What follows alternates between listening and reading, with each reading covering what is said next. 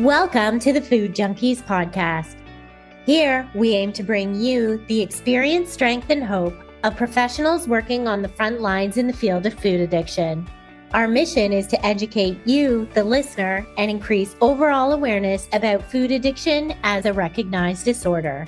Here, we discuss all things recovery, exploring the many pathways people take towards abstinence in order to achieve a health-forward lifestyle. We hope to inspire you to thrive rather than just survive. So stay positive, make a change for yourself, and share your journey with others. And hopefully the message will spread. Hey there, Food Junkies listeners. Today on the Food Junkies Podcast, we're welcoming back one of our favorite brainiacs in the food addiction space, Dr. Erica LaFata. Erica is a research scientist at Oregon Research Institute and a licensed clinical psychologist whose work zeroes in on ultra-processed foods, withdrawal, and what truly drives addictive-like eating. She's the lead developer of the FASI, the Food Addiction Symptom Inventory, a clinician-administered tool modeled on gold standard addiction interviews. In this episode, we dig into why the field needed the FASI, how it goes beyond the Yale Food Addiction Scale, and what most practitioners are missing when they don't think like addiction clinicians, and how all of this could shape future treatment, policy, and even DSM recognition. We're thrilled she said yes to yet another nerdy deep dive with us. Let's get into it. Welcome, Erica. Thank you again, Erica, for being here with us for yet another chat on Food Junkies Podcast. We just appreciate you saying yes so often to us. Yeah, thank you so much for having me. It's always a pleasure to talk with you both. Yay. Well, we invited you back because we want to talk about the FASI, the Food Addiction Severity Index. Symptom inventory. Symptom inventory. Thank you. I knew I was going to get that wrong. My brain is in a million different places right now. And so we just want to jump right in. What was the gap in the field of food addiction or eating disorders or disordered eating, whatever, that led you to develop the FASI, and how does it build on or go beyond the tool we've been using for decades at this point, the Yale Food Addiction Scale? Yeah, absolutely. I really appreciate the opportunity to talk about this instrument too. So basically the gap in the literature really parallels other diagnostic conditions. Everything starts with a self-report measure. It develops this foundation and really important clinically meaningful data. And then at some point, there's enough data to suggest that there needs to be additional diagnostic tools that parallel other psychiatric diagnoses. So the way that I think about it is like the Beck Depression Inventory and the self-report data that was built from that. And then ultimately there was enough evidence that there needed to be some sort of clinician guided tools so that experts are able to offer their clinical experience and the overlay in actually diagnosing in a way that can be validating for insurance purposes or, more advanced validation for the clinical phenotype. So that was really the initial precipice for developing the FASI. And yeah, I'm happy to talk more about like where it came from, what it was modeled after, whatever would be most interesting. Yeah, I think it is really important just to talk a little bit more about it, so the audience can get a better idea. I definitely have been using the mYFAS whenever, I'll send that to the client to fill out before our initial 30-minute session. It gives me a picture of where they're at, but that 30-minute session where I'm actually asking them questions and getting more information reveals all. Am I dealing with an eating disorder or am I actually dealing with food addiction? And the FASI is just so clear that I'm so excited for every clinician to have the opportunity to work with it. So I'd love for you to speak more about it. Yeah, absolutely. So just to start, what you're doing is exactly what you would continue doing. You would start with the brief measure. You would get some information that could then inform the interview and kind of have the next steps follow from there. So the YFAS tools are still so important and relevant and have, a lot of utility. Clinical interviews are really more of like a niche when you have the resources to do it, when you have the time to do it. So that's really where the FASI comes in.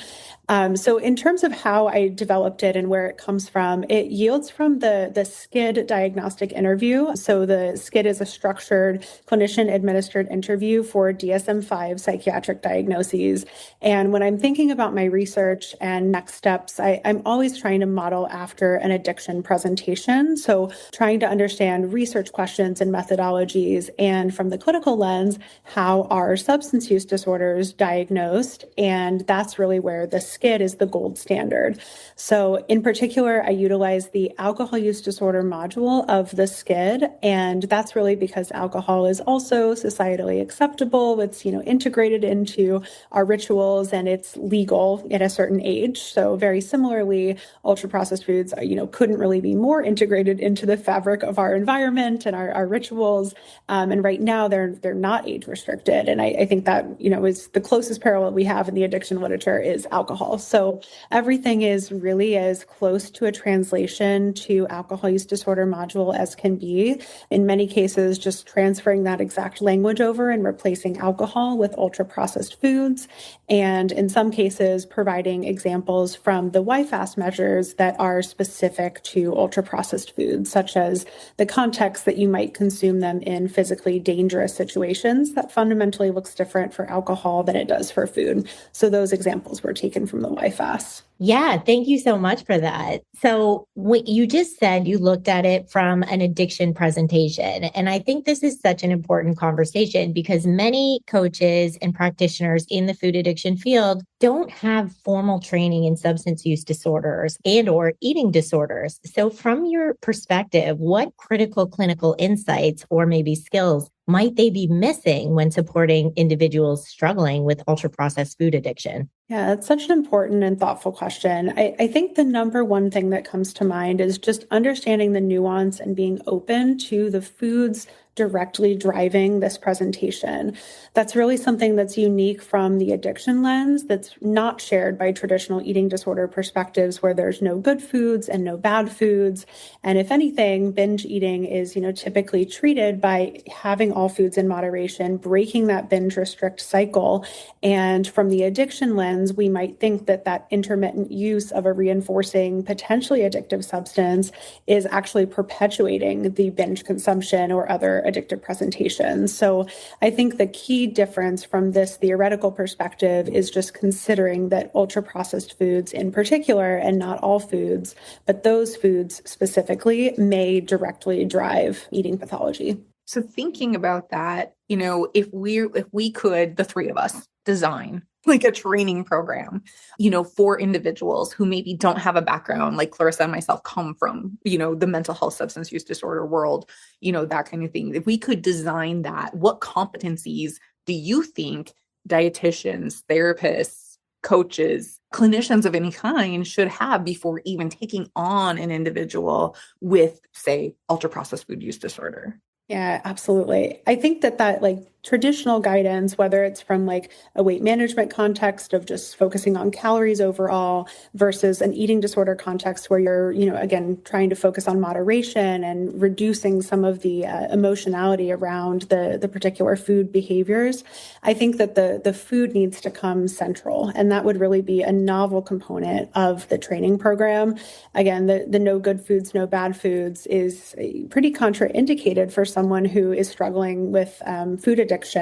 I like to think about things with respect to alcohol use disorder. Obviously there's important scientific parallels, but if we're just talking about, drink in moderation and that will fix your overall addiction to alcohol, that's not guidance that we would typically give unless there's a harm reduction approach or something that's, theoretically and scientifically informed.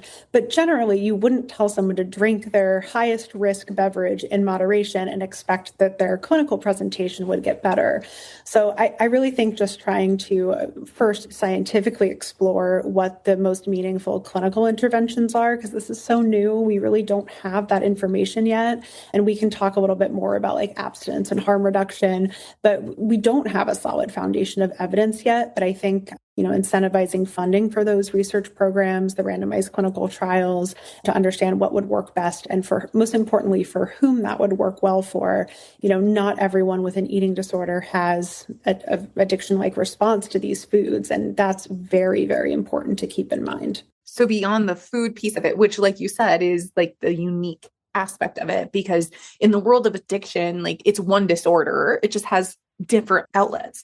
And so obviously with the food, the outlet would be those things, those ultra processed foods typically. And I think, your research in the past has really pointed to what, like sugar, flour, sweet taste. Am I missing anything in that? Yeah, it's that combo of fat and refined carbohydrates. And the refined carbohydrates frequently presents with that sweet taste profile, but can also be more like neutral, savory, and like pretzels, fresh breads, like those types of salty snacks too.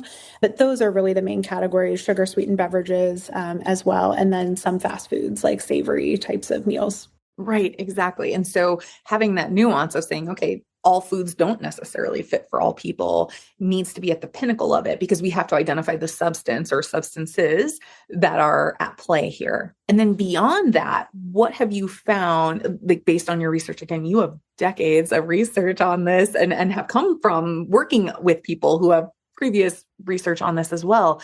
What other competencies, maybe based on even developing the interview, do you think are really important for those of us in the field to have? Yeah, absolutely. I'm also thinking about like other mechanisms that just aren't shared with traditional eating disorder perspectives. So competencies around like core things like withdrawal and tolerance that are very unique to substance use disorders. I think withdrawal is a really interesting one that my research is focused on and I think about a lot. We know how unsuccessful or difficult it is to adhere to dietary recommendations. And I wonder if withdrawal has anything to do with that for individuals who might have an addictive-like response to these foods. You're just kind of going cold turkey. And what we see in addiction is that it's this very relapsing disorder. So, I wonder for individuals who experience this, if they might have those acute withdrawal symptoms that need to be scaffolded in therapy, that need to be talked about and addressed and managed actively to get through that acute period. And then potentially there, is opportunity for longer term adherence. Like that's something that sticks out as like a clinical competency as well. Yeah, I love that.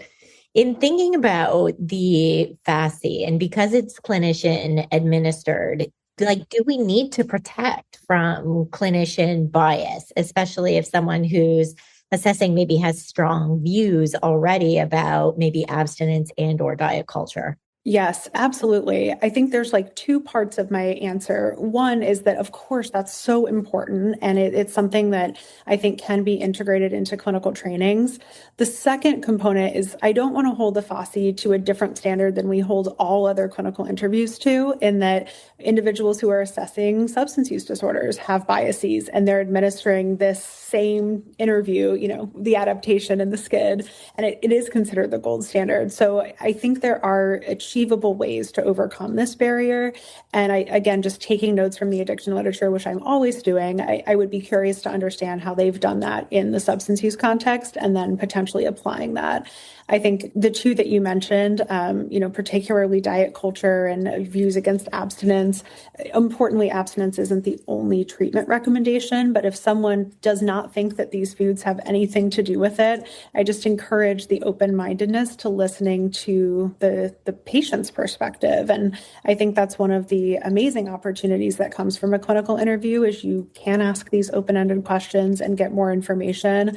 Whereas if it's just a self-report measure and you're not asking follow-up questions, you might be interpreting, oh, the person must have meant this when they checked this and it's a primary eating disorder, but we really don't know. So I actually think that's a really cool opportunity from the clinical interview. And speaking of the not knowing in these self-report measures, so because anybody could go and take like the mYFAS or, like those tools are out there, let's talk a little bit about like, what is the harm of false positives or even false negatives when we're talking about these screens? Yeah, again, like kind of similar to alcohol, there's a harm in false positives in some ways and harm in false negatives, I think, in a lot of concrete, validating ways.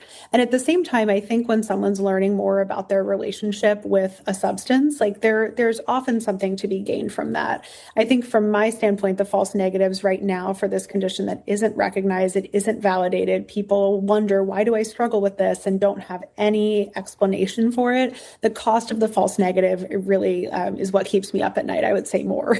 The false positive, of course, there's implications for someone, inappropriately thinking that they are having clinically significant issues, but, perhaps they're still learning something. I guess you wouldn't necessarily only think that you had distress about your eating behavior because you took a questionnaire, right? So yeah, I guess maybe I'll start there and pause and see what follow-up question you have. Yeah, because I think about the false positives showing up with like the heavy restriction aspect of things. It's always, something that I have to tread very carefully with whenever I'm working with somebody who, my gut, like my educated intuition, I'll say, is telling me this is definitely restriction. It's more eating disorder end of things.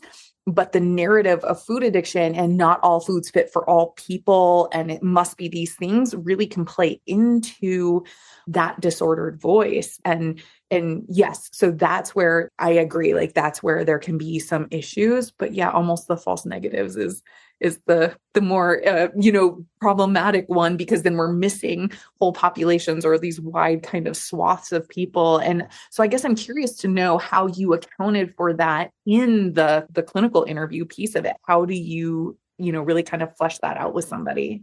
Definitely. There's a couple of things that we're looking for, and I feel like a broken record when I'm saying this, but it really does parallel how we think of addiction. So, someone who's reporting, like, I only intended to have half a drink. I've never struggled with like overconsumption, but I had one drink. You wouldn't think that that individual is experiencing alcohol use disorder. You might think, wow, they're very restrictive about their alcohol use and have something else going on. There's not an analog in the addiction realm as there is to restrictive type eating.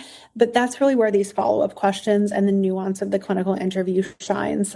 So it's something that we've built into, if someone reports yes to experiencing loss of control, there's follow-up questions to ensure that they are, objectively consuming in binge episodes or in a grazing fashion where they're eating all throughout the day these foods in a way that feels kind of mindless and compulsive, similar to someone who's like smoking all day long, right?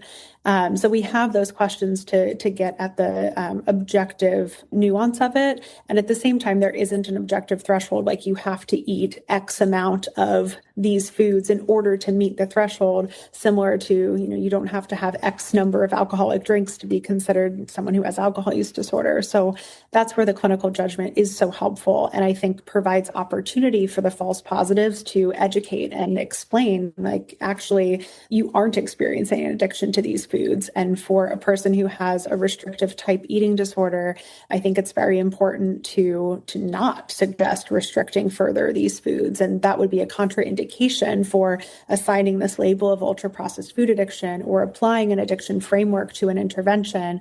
I really think those things is distinct and really important to flesh that out in a clinical setting. So did you notice any differences in how ultra-processed food addiction presents across age, maybe gender, or even BMI within your sample? Yeah, it's a great question. This sample, I think one of the benefits of the sample was it was a secondary data analysis or a secondary data collection. So there was a parent RO1 trial that was recruiting individuals who had binge type eating disorders.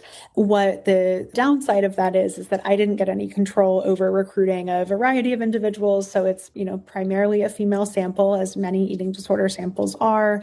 And the age and BMI range were actually quite restricted because they were treatment-seeking individuals who had binge type eating disorders. Most of them had elevated body weight, and most were actually in their late 30s, early 40s. So it's a pretty restricted range.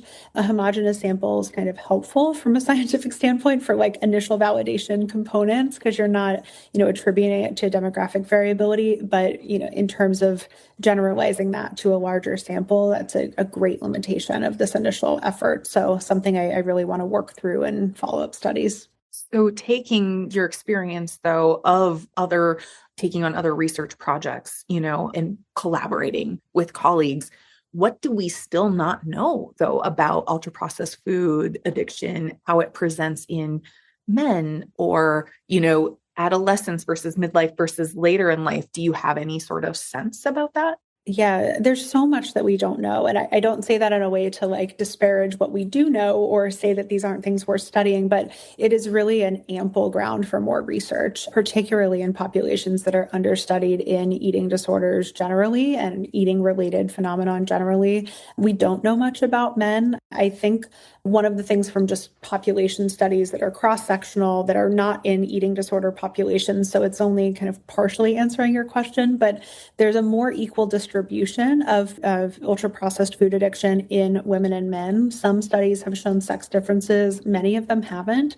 So unlike eating disorders, there seems to be like just as many men affected as women. So it really suggests that validating this presentation could provide a lot of insight into eating pathology that is present in men in a way that existing eating disorders just can't capture.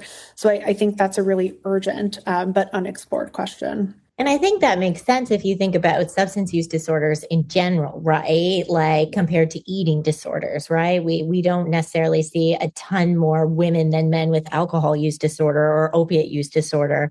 It tends to be, maybe, and it affects like privileged people as well as those with less means. And so I think that it just so speaks to the fact that there probably is a missed population that could be supported better in this field, and just hopefully like more resources can be put towards that. Yeah. And to speak to the other component of your question, the like youth and what this might look like, I think this is a public health crisis. Is like it is unprecedented with other addictive disorders, is that there is this extremely early exposure in utero, in infancy, and toddlers are very much exposed to ultra processed foods. Having a toddler myself, it's a very unique, complicated problem. And I think understanding the prevalence of ultra processed food addiction is a starting point. And I do feel somewhat encouraged by some of the federal efforts and lawsuits that are existing right now. They are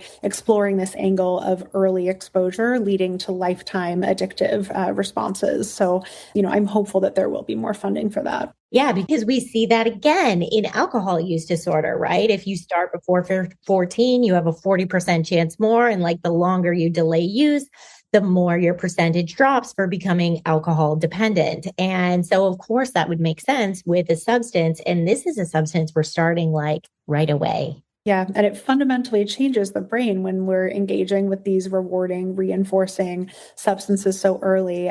So I'm concerned and also motivated to do more science in this area. Yeah, I think it also speaks to, again, because this is definitely a substance use disorder, that because the exposure is so young, it shows up much earlier, like people actually meeting criteria. To think back to the criteria, I think one of the things that we should have pointed out, like you were saying, it has nothing to do with the amounts, the specific amounts that we're eating, just as it's not the same, the specific amounts of drinks that we're drinking. It has to do with like those consequences that come along with it. And so obviously the population that we tend to work with is a bit older, I think slightly older than the demographic that you analyzed, the data you analyzed.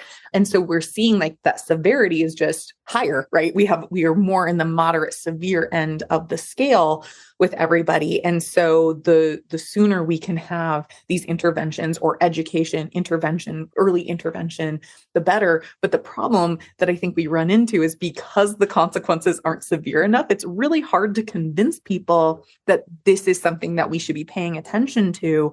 Do you have any thoughts around that at all? How we can maybe get that message out there a bit sooner without people being like, like eye roll, like, oh, somebody's trying to control my food yet again, or tell me what to eat.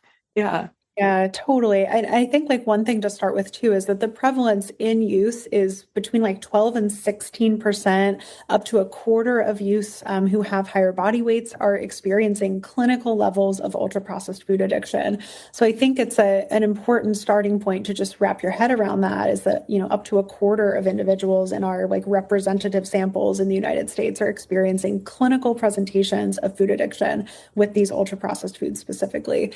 And inherent in that at is that there is some report of distress or impairment. So I think distress is probably what we notice more in use, because what would impairment look like? Like they're not able to complete schoolwork in a timely manner. It's just tough. Like I hear clinically, some of the things I've heard is more of the like secret eating types of presentations where they're like using their cafeteria money to not buy balanced meals, but they're buying the snacks and then they don't have money for the balanced meals, and the parents are controlling the amount of money that's flowing in. Like there's just a lot of complication there, and overlays of like control and systems and lack of autonomy over decisions. So, I would argue that spending your money on the snack foods and then not being able to afford the balanced meal at lunchtime, like that is impairment, and it just presents in a different way. The child is getting fed, but there's distress around their eating behavior. There's like erratic decision-making, impulsivity, a lot of things that are going on that are just maybe complicated to see from the outside looking in.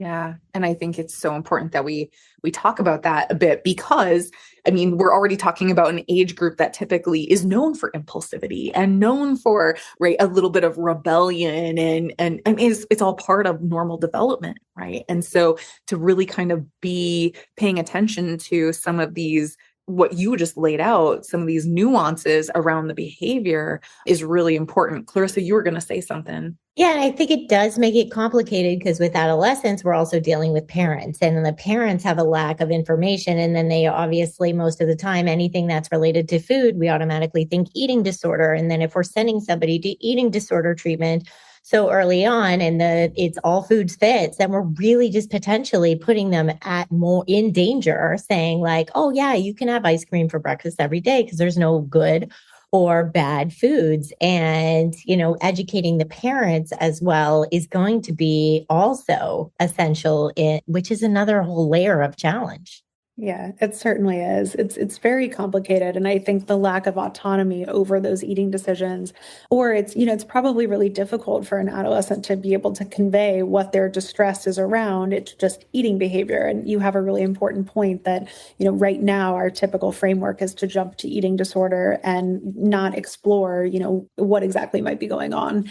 If it is around these specific foods, then I agree with you. Like a clinical recommendation, like eating ice cream as frequently as possible to reduce the salience of its reward potential, that's actually going to backfire the same way it would backfire if you were telling someone to drink early in the morning, because it'll help them feel less restricted throughout the day. It doesn't work that way for addiction. Yeah, it's so layered, right? And even thinking about like your presentation at our conference, you expressed that distress shouldn't be limited to shape or weight, which, often is like what people report. But how do you distinguish that shame that's like diet culture induced distress from the addiction related distress? Because a lot of the time I think it's like, I do experience, like I hear from my younger clients, like I experience a loss of control around these foods. And so like, I just stopped eating because I didn't know like what I could eat, because then my weight was getting out of control, and then I'm getting bullied at school. Yes, absolutely. And I think that presentation, just to latch onto that particular example, if someone is feeling like the motivation for not eating those foods is related to their weight and they're able to cut them out successfully, like to me, that is leaning more eating disorder presentation, right? I think when the motivation is strictly related to shape and weight, where if I eat these foods, they're high in calories, it's going to cause my body weight to change, I'm concerned about that. That's not inherently just like this reinforcing draw. I think what I hear clinically that's maybe a different representation of ultra-processed food addiction being primary is I can't control myself around these foods, and the amount of time that I spend thinking about them, eating them, importantly, eating them. It's not restrictive. They are engaging in eating, and recovering from the effects of eating that, like saying no to social plans because they feel too full, or wanting to avoid being exposed to the foods there because they know that they'll overeat and they're ashamed to eat the foods in front of other people, not only because of the way that their body might look, but just the out of control presentation that they give off during that presentation. So hopefully that helps clarify. Yeah, but I think it's a layered, right? Because what I hear is it kind of starts like that, but what's actually happening is they're restricting those foods, and then they're only going out and picking them up and only binging on those foods. They're not binging on all foods. And now we're getting into binge eating disorder, like the comorbidity of binge eating with food addiction and or bulimia nervosa with the compensatory behavior. So like they want to restrict, but they're actually unable to, right? Is like they know they experience the loss of control when they have those foods. So they try their hardest to eliminate, but then they find themselves at the store buying the things at lunch or whatever, filling their backpacks with snacks, going home, or like doing it at school. And so that's where it gets even more complicated because now we've got the presentation of probably both at the same time. Yeah, totally agree. That's what comes to my mind too, is that is a symptom overlap between just using binge eating disorder, for instance, of like those persistent desire to cut down, but inability to do so. Like that is a diagnostic criteria for addiction. And when it's occurring only with ultra processed foods, which the addiction presentation that we conceptualize as ultra processed food addiction, it is just that class of foods. So when binges are occurring in that regard or that specific context with those foods, like that is an overlap for sure, true comorbidity. Right. And your study found that 80% of the participants with bulimia nervosa and 91% with binge eating disorder met criteria for food addiction. So, what do we do with those high rates if, since food addiction, quote unquote, isn't a thing and there's no treatment for it yet, and they're getting sent to eating disorder, like, how do we help these people? Yeah, that's just a big question. And I feel like no answer that I can provide is going to like adequately address it fully, but let me try. So I think, one thing that comes to mind first is just the circles of overlap. And I can't remember if this was in my presentation or not, but the prevalence of binge eating disorder in the population is like 2%, approximately. Food addiction or this ultra processed food addiction, it's like 15% to up to 25% in a representative sample. So just envisioning those circles, even if the overlap between the conditions is high, there's still this whole bubble of individuals without binge eating disorder that have ultra processed food addiction and are currently not being recognized. So I think that's one piece, that these are not synonymous conditions. And even this high degree of overlap that we're trying to make, what do we do with this clinically? It's a small, very small percentage of individuals who have ultra processed food addiction and don't have eating disorders. So I just want to say that also. So it's not like this is the same condition and it's a 90% overlap. It's a 90% overlap when we're looking at like that small part of the circle.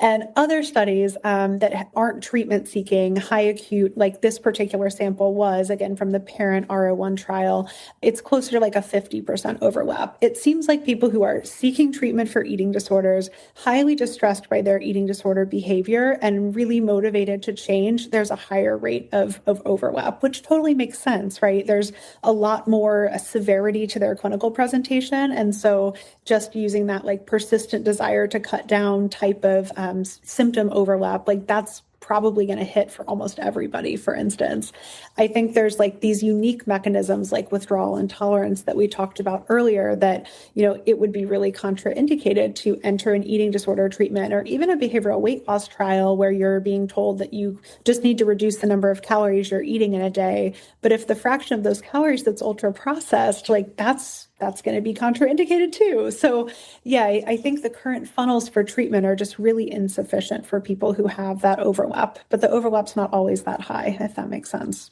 Right. Yeah, it does. So thinking about that, because that's exactly what Clarissa and I do, is we work at that intersection specifically because of this phenomenon that you're actually seeing in the populations that you're studying. And so when somebody meets the criteria for both eating disorder and food addiction, does treatment priority matter, or do we need an entirely new kind of integrated model altogether? Yeah, I think like both are true in my mind. I think treatment priority, if someone's exhibiting like a restrictive type of eating disorder, but they're like reporting on the YFAS, for instance, obviously like restrictive eating disorder needs to be prioritized. I would argue that that individual probably wouldn't get coded as having ultra processed food addiction on a clinical interview like the FASI, right? So restrictive type presentations, the current treatment model is prioritized and it's kind of distinct in my mind from ultra processed food addiction. I think think when we're considering bulimia nervosa, which does have a high degree of overlap because of the binge presentations, the severity of the compensatory behaviors feels like it needs to get prioritized. And probably that's what you guys already do, right? I think for binge eating, when there isn't an acute medical necessity, exploring the role that these foods have in perpetuating the phenotype is probably a high clinical priority because it might resolve the binging or contribute to significant reductions if you acknowledge and treat that the ultra-processed foods are like directly driving the binge episodes. But yeah, I'm not sure how you guys currently handle it or if there's anything that would be helpful to keep, for me to keep in mind as well. I think we do it exactly like you just laid out. Cool. Always about those compensatory behaviors that tend to be the ones that are causing the most risk. And since we are harm reduction clinicians, we want to reduce the harm by starting with the thing that's causing the most harm and started to go in softly. And I think that helps meet people's nervous systems where they're at too. It's like, this has been coping mechanism and strategy for so long for them, and removing that is going to be scary. And there might be, some return to use or return of the behavior, and that's okay. But if we can start to work with reducing the compensatory behavior, usually like the binges start to go as well, start to ease off. Yeah, absolutely. It's such a validating, meaningful piece of the clinical presentation to improve for the individual to gain that momentum and continue engaging in the therapy. Right. Because that's the shame. That's where the shame is so deep. And once they, start to remove that, it's like they start to be able to see possibility. Yeah, definitely. This just always underscores the competency aspect of it again, too, because there are so many moving parts because of what you just talked about, Erica, so many individuals with food addiction also have eating disorder, but not necessarily the other way around. And, if we're only focusing, if we are a hammer, we have a hammer, everything looks like a nail. And if we're only treating one aspect of it, the other, often in the food addiction world, then the eating disorder aspect of it gets, kind of forgotten about or kind of, fubbed off a little bit, or people don't really know. And I think about all these working parts that we have often with clients. And then it's like, oh, now we got to make sure orthorexia isn't showing up, this idea of, and people really getting into this idea of quote, clean eating and how it can really start to go down this other rabbit hole, and it's like, how do you, we got to kind of keep people in this safety bubble of we can find things that, what works for you in your recovery path, whatever, but we can't let it go too extreme. Our world start to get real small again, right? How quickly it can become so small again. And I don't know if you ran into any of the orthorexia stuff with the population you looked at while you were doing this as well. Sorry, that was just a question that came to me. Yeah, no, it's a great question. I would say scientifically, no. Those individuals were excluded from the study. There's very, delineated research parameters. It's a pro and a con of research studies compared to how things are in the real world. I would say clinically, it's something I haven't encountered in terms of treating individuals who have both food addiction or it morphs into orthorexia, just orthorexia cases straightforward. But I'm really curious about the ultra processed foods that are marketed as health products and how that, matters, I guess, clinically from an empirical standpoint. I'm just curious about those because, a lot of them are made to be protein bars that are chocolate chip cookie dough flavored. And it's is there any harm there? There's no literature on that right now. But it's a major question, particularly with defining ultra processed foods for public policy. Do those foods fit under the umbrella of foods that would require restrictions? I would say it's obviously lower priority than the foods we know are causing harm and have high addictive potentials. But it remains an outstanding question that I think warrants some consideration. Absolutely. I think we see it. It's sneaky. It's the health halo effect, right? Oh, it's a protein bar. It's good for me. It's full of protein. But we're not stopping and thinking about the double fudge and peanut butter, chocolate chip cookie. Like you said, there's that piece of it. And I think we can really start to tell ourselves a story oh, it's safe, but we also work with clients who binge on them. Totally. I would say that my clients who are on the eating disorder spectrum and the food addiction spectrum, that's their drug of choice, is these protein bars, the lower calorie, high protein, but full of 900 ultra processed chemicals those are the things that they tell themselves that are safe. Like the idea of ever binging on ice cream would be like, they don't even crave it. They don't even want it, but they cannot stop when they buy. They're like, oh, I'll buy a pack of protein bars and I'll have one.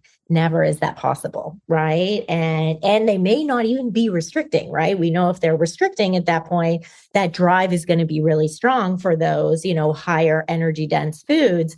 But it's just that these are now like their, I guess, harm reduction of like what the traditional ultra processed foods are. And I even see this sometimes with clients, like with, like Greek yogurt, which I think might fit into the classification, but they're not just having plain Greek yogurt, they're like dressing it up, putting protein powders and blah, blah, blah, and making it into something that is like super ultra processed and hyper packed as well. Yeah, that hyperpalatability, I think, is a really key component for, if there is something reinforcing about these foods in a way that drives forward addictive like cravings or processes, the palatability is what really stands out to me.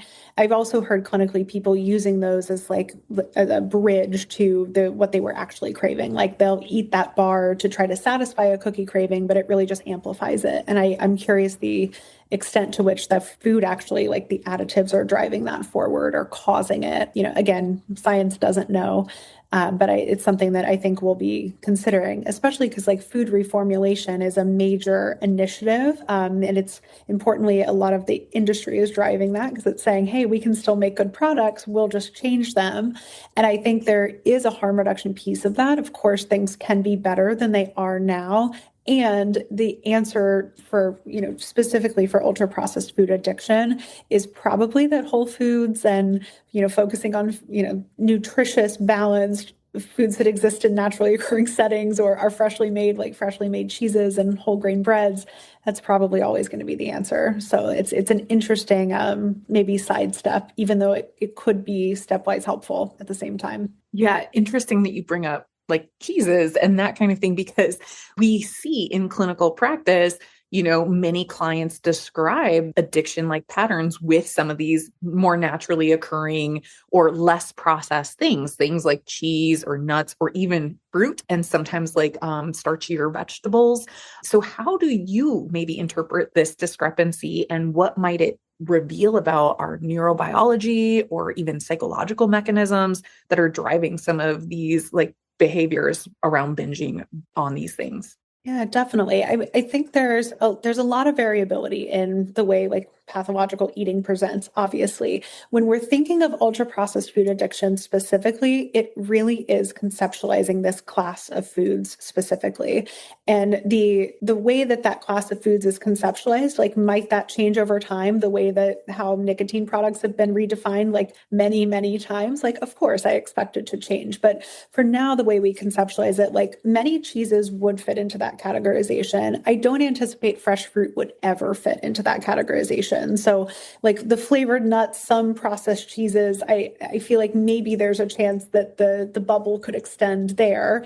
But someone who's binging on fruit, for instance, I don't think that would ever really get conceptualized in what we mean by food addiction. So clinically, if I see that, I might be considering other presentations being primary, or that being something that's distinct to an eating disorder diagnosis, even if they're exhibiting also symptoms of ultra-processed food addiction. It's not that they can't co-occur, but, if someone was reporting like, yeah, I'm binging on sugar-sweetened beverages, but they also meet for alcohol use disorder, I wouldn't say, well, you don't have alcohol use disorder because you're experiencing problems with alcohol and sugar-sweetened beverages. It's like, yes, you might have alcohol use disorder and something else that's important to talk about and treat clinically. Does that make sense? Yeah. So you're saying I might have binge eating disorder and ultra processed food addiction, but I'm kind of remove the ultra processed foods, but the binge eating disorder behavior still exists because there is some reward that comes from the binge. And that is like a cycle that just continues because it's reward. And so Sorry, I just want to ask a question because you're lighting up my brain right now, Clarissa, because we've been trying to answer this question about volume addiction. So for the 6, 7, 8 years, whatever, we've been in the field of treating around food addiction, this term volume addiction gets talked about a lot. And for a while, we asked guests for our first and second seasons of Food Junkies, and people really didn't have an answer. But even just talking to you today, Erica, and really thinking about the numbers and the overlap of eating disorder in the food addiction population, are we just calling it volume addiction, but really it's potentially binge eating disorder? And are we calling it something else because of shame or misunderstand? I don't know. Like, is it because we misunderstand? We don't know that there's the overlap, or is it like a shame thing? And it's much softer to call it volume addiction.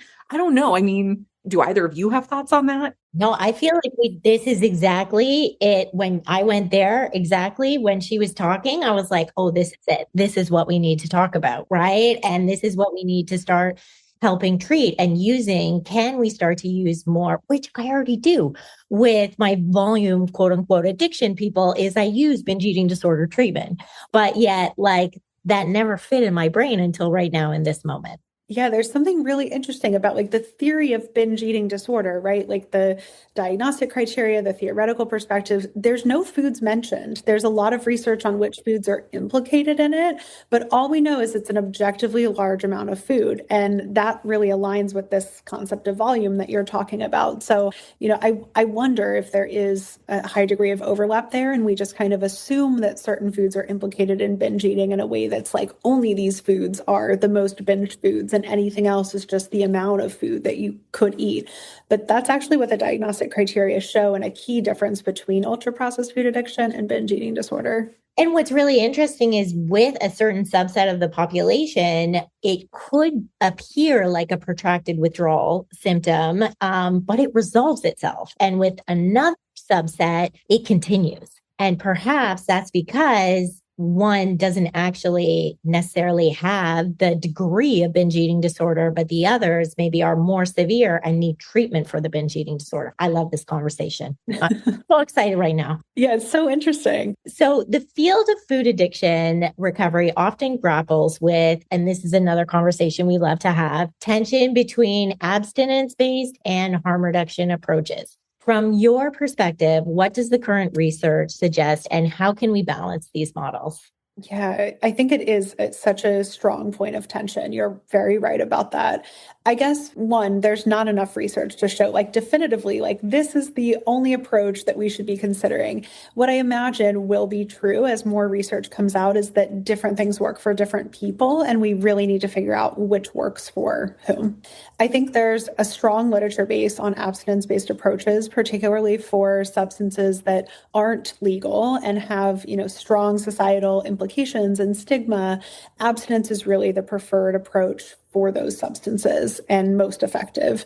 I think when it comes to alcohol, there's a bit more nuance with respect to, is there room for drinking in settings that's lower risk, or drinking variations of alcohol that are lower risk, like having a glass of wine or a light beer at an event with friends, but drinking alone when you're stressed out after a difficult day, at night in the basement in hard alcohol, that's probably too high risk ever. So I think I lean towards understanding harm reduction as an early priority because there's such variation in the ultra processed foods that are in our environment.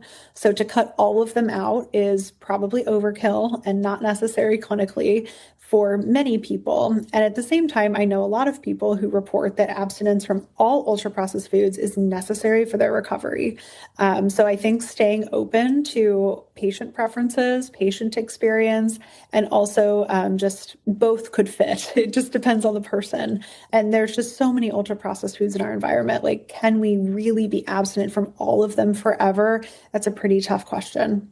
Yeah. And I think we see that too, like in our community, especially because like, that's what we talk about. Like we really try to funnel in the people, or we work with individuals who are at that intersection of disordered eating and substance use disorder. Right. And so because we are harm reduction clinicians, our job is always like, obviously 0 would be the ultimate harm reduction, right? So abstinence. So we're always kind of like thinking about how do we work somebody toward ultimate 0 harm, but knowing that sometimes when we have these messages of, like you said, like all of these foods have to go away 100% and we have to be perfect in that, can really get the eating disorder voices, right? That aspect of it can really start to get loud for individuals. So we're constantly doing this kind of like dance of how do we get the things out that are harming, And how do we balance that with like keeping enough of it in there or enough permission or opportunities, like you're saying, okay, like maybe a safer environment where I'm out with friends and family. It's a very like contained meal,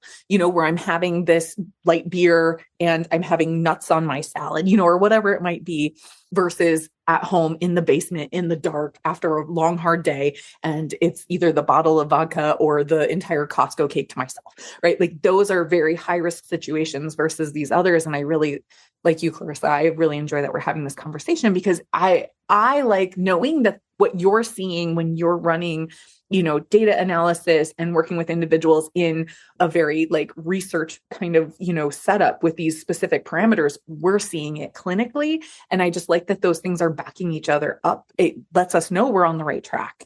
Totally. Yeah. What I appreciate about what you said too is that you're listening to the patient and letting them provide that information of like, this is working for me, this is not working for me. And then you can nuance like, okay, that feels like it's too high risk. This feels like it's an appropriate level of risk. And that is really harm reduction in like iterative practice in its best form.